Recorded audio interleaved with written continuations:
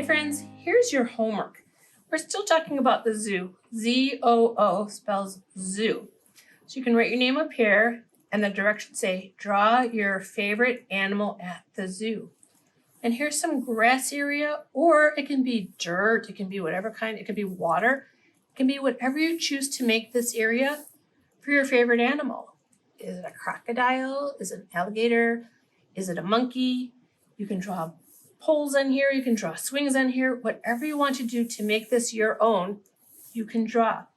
You can also use stickers if you'd like, you can use paint if you'd like, whatever you want to do to make this yours, because this is your project, your homework, whatever makes you happy.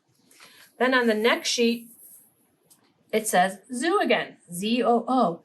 And this is to tell a story about what you drew. An adult can help you write it down, or if you're ready, you can sound out a word, such as giraffe, lion, tiger, whatever you draw. But this is to have lots of fun and just explore and discover what you're able to do now. Have fun, friends. Bye.